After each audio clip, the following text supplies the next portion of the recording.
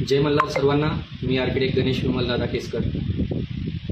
आज या लाईव्हच्या मार्फत तुम्हाला काही गोष्टी सांगू इच्छितो, ज्याच्यामध्ये प्रामुख्यानं आपण बघितलं तर गेल्या 7 दशकांपासून धनगर समाज महाराष्ट्रातील त्यांच्या न्याय हक्काची मागणी म्हणजे धनगर आरक्षणाची मागणी, अंमलबजावणीची मागणी या सरकारसमोर वारंवार ठेवत येताना आपण बघतोय. ज्याच्यामध्ये असंख्य आंदोलनं, उपोषणं, रस्ता रोको, खूप सारे आंदोलनं आपण करून बसलेलो आहे. परंतु सरकारला काही जाग येत नाही. सरकार याच्यामध्ये लक्ष देताना दिसत नाही. आत्तासुद्धा आझाद मैदानावर आमरण उपोषण चालू आहे. आज त्या उपोषणाचा 4था दिवस आहे. परंतु सरकार तिकडे डुंकणही पाहायला तयार नाही आहे आणि महाराष्ट्रातला धनगर समाजसुद्धा आपलं घर सोडायला तयार नाही. मग ही धनगर आरक्षणाची लढाई आपण इतक्या दिवस तर लढत आलेच आहे, अजून लढत आहोत. माझ्यासारखे कितीतरी वेगवेगळ्या भागामध्ये, वेगवेगळ्या दशकांमध्ये आपल्या धनगर समाजाच्या धनगर योद्ध्यांनी धनगर आरक्षणाची अंमलबजावणी होण्यासाठी हा लढा हातात घेतलेला आहे. परंतु सरकारला याचं काही पडलेलं नाही आणि म्हणूनच आपण बघतोय की आत्ता एक पोटनिवडणूक लागते राहुरी विधानसभेची आणि आपली बारामती विधानसभेची. कारण की तिथले जे आमदार होते बारामतीचे, आपले अजितदादा पवार यांचं दुःखद निधन झालं, त्यामुळे तिथं पोटनिवडणूक लागणार आहे आणि राहुरीची एक पोटनिवडणूक लागणार आहे. आपण जर बघितलं तर मागच्या आठवड्यातच ज्या वेळेस वैद्यकीय शिक्षण विभागाच्या GRने एक असं अनाऊन्स केलं की जी बारामतीमध्ये जे पुण्यश्लोक अहिल्यादेवी होळकर वैद्यकीय महाविद्यालय आहे त्याच्या संलग्न जे रुग्णालय आहे त्याला अजितदादा पवारांचं नाव द्यायचं. आणि हा GR आल्याच्या नंतर आपण सर्वच धनगर बांधव तिथं कमी का होईना पण तिथं जमलो, त्याचा निषेध केला आणि आपली मागणी तिथं मांडली. आणि या सगळ्याची दखल घेत आणि आपण तिथं धमकीसुद्धा टाकली की जर या महाविद्यालयाचं नाव जे पुण्यश्लोक अहिल्यादेवी आहे आणि त्याच्या संलग्न रुग्णालयाचं नाव जर पुण्यश्लोक अहिल्यादेवी तुम्ही करत नसाल तर ज्या बारामतीमध्ये मोठ्या संख्येनं राहणारा आमचा जो धनगर समाज आहे तो येणाऱ्या पोटनिवडणुकीमध्ये उतरणार. आणि मुख्यमंत्री साहेबांनी म्हटलं होतं की दोन्ही या मतदारसंघातली निवडणूक आता बिनविरोध झाली पाहिजे. ती निवडणूक बिनविरोध होऊन देणार नाही आणि निवडणूक लढणं आमचा अधिकारसुद्धा आहे. आणि ही भूमिका घेतल्याच्या नंतर आपण सर्वांनी बघितलं बारामती येथील वैद्यकीय जे रुग्णालय आहे त्याला अहिल्यादेवींचं नाव द्यायचा कालच GR निघाला. त्याचं मी अभिनंदन करतो सरकारचं की तुम्ही त्या आंदोलनाची आमची दखल घेऊन तो निर्णय बदलण्याचं धाडस दाखवलं. त्याबद्दल तुमचं मी मनापासून आभार मानतो. परंतु जर आपण अशी आडमुठी भूमिका घेतली तरच जर सरकारला जाग येणार असेल तर माझी स्पष्ट भूमिका आहे की येणाऱ्या 6 एप्रिलला या दोन्ही मतदारसंघामध्ये निवडणूक होणार आहे आणि या निवडणुकीचे अर्ज भरण्याची तारीख 6 एप्रिल आहे. आणि या 6 एप्रिलला आपण जर बघितलं राहुरी जो मतदारसंघ आहे या मतदारसंघामध्ये पण गेम चेंजर अशी आपलं पॉप्युलेशन, आपलं लोकसंख्या धनगर समाजाची राहुरी मतदारसंघामध्ये आहे. आणि बारामतीचं तर काही सांगायची गरज नाही आहे. बारामतीचा आजसुद्धा आमदार धनगर समाजाचा होऊ शकतो. इतकी मोठी वोट बँक, इतकी मोठी लोकसंख्या बारामतीमध्ये धनगर समाजाची आहे.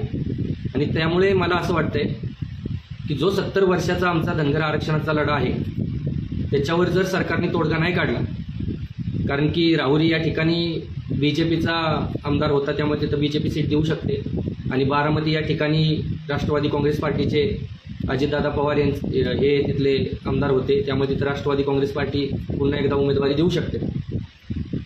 हे दोन्ही पक्ष महायुतीतले आहेत आणि या दोन्ही पक्षानं धनगर आरक्षणावर कधीच मोठा स्टँड घेतलेला नाही किंवा त्याच्यावर बोलले नाही. किंवा BJP तर नुसती फसवणूकच करते. आपण बघितलं ते. आम्ही 3-4 दिवसापासून हे सगळं तुम्हाला या लाईव्हच्या मार्फत सांगतोय.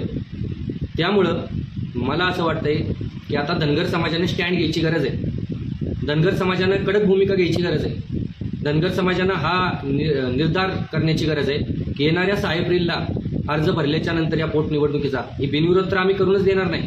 कारण की दोन्ही मतदारसंघामध्ये धनगर समाजाचं मोठं प्राबल्य, मोठी लोकसंख्या आहे. त्या दोन्ही मतदारसंघामध्ये धनगर समाज BJPचा उमेदवार पाडेल आणि बारामतीमध्ये राष्ट्रवादी काँग्रेस पार्टीचा उमेदवार पाडेल. 6 एप्रिलच्या अगोदर जर तुम्ही धनगर आरक्षणाची अंमलबजावणी केली नाही तर या दोन्ही मतदारसंघामध्ये BJPला आणि राष्ट्रवादी काँग्रेस पार्टीला तिथले आमदार पाडण्याचं काम या धनगर समाजानं हातात घ्यायचं आहे. कारण की जर यांना मताची लँग्वेज कळते, मताची भाषा कळते तर मतामधून दाखवून द्या. जर तुम्हाला रस्त्यावर यायला जमत नाही तर तुम्ही एक मत जे आपण देऊन आमदार खासदार निवडून आणतो, एका मताची व्हॅल्यू काय? ज्यावेळेस धनगर समाजाला तुम्ही इग्नोर करता, धनगर समाजाचे न्याय हक्काचे प्रश्न तुम्ही सोडवत नाही, गेल्या 7 दशकापासून त्यांना तळकळत ठेवता, त्यांच्यावर होणाऱ्या अन्यायावर बोलत नाही, तर आता वेळ आलेली आहे भावांनो. येणाऱ्या दोन्ही पोटनिवडणुकीमध्ये आपण स्टँड घेणं गरजेचं आहे आणि धनगर समाजाची ताकद दाखवण्याची गरज आहे. राहुरीची पोटनिवडणूक असेल किंवा बारामतीची पोटनिवडणूक असेल, या दोन्ही मतदारसंघामध्ये धनगर समाजाचे उमेदवार तुम्ही उभे करा. मी राहुरी आणि बारामतीतील धनगर बांधवांना हात जोडून विनंती करतोय की जो सक्षम धनगर समाजाचा उमेदवार असेल तो कोणी एक उमेदवार तिथं उभं करा आणि उभे करून त्याला निवडून आणण्यासाठी जी काही ताकद लावता येईल ती ताकद लावा. आणि या दोन्ही पक्षांना, राष्ट्रवादी काँग्रेस पार्टी असेल किंवा BJP असेल, यांना दाखवून द्या की जर तुम्ही आमचे प्रश्न सोडवले नाहीत तर आम्ही तुम्हाला पाडूही शकतो. कारण की जर तुम्हाला मतांची लँग्वेज कळते तर तुम्हाला आम्ही मतामधून दाखवून देऊ की आमची ताकद काय. आणि जर तुम्हाला हा रिझल्ट या दोन्ही पक्षांना तुमच्या बाजूनं पाहिजे असेल तर येणाऱ्या 3-4 दिवसांमध्ये धनगर आरक्षणाची अंमलबजावणी करा. ही अशी भूमिका आम्ही धनगर समाज म्हणून मांडतोय. आणि मला खात्री आहे, मला विश्वास आहे, राहुरी आणि बारामती या विधानसभा मतदारसंघातील सर्व धनगर बांधव यावेळेस निर्धार करतील. मी त्यांना आव्हान करतो की तुम्ही निर्धार करा. दोन्ही मतदारसंघामधील पोटनिवडणूक हे बिनविरोध होता कामा नये, ते बिनविरोध झाली नाही पाहिजे. तिथं आपले उमेदवार उभे करा आणि आपली लोकसंख्या, आपली वोट बँक किती आहे आणि आम्हाला तुम्ही जर गृहीत धरलं तर आम्ही तुमच्या बाजून राहू. पण आम्हाला जर तुम्ही इग्नोर केलं, आम्हाला जर आमच्या न्याय हक्कासाठी तुम्ही ते मिळवून देण्यासाठी मदत नाही केली तर आम्ही तुम्हाला पाडूही शकतो. आणि ती ताकद या येणाऱ्या निवडणुकीमध्ये धनगर समाजानं दाखवायची असं मी आव्हान करतो आणि इथेच थांबतो.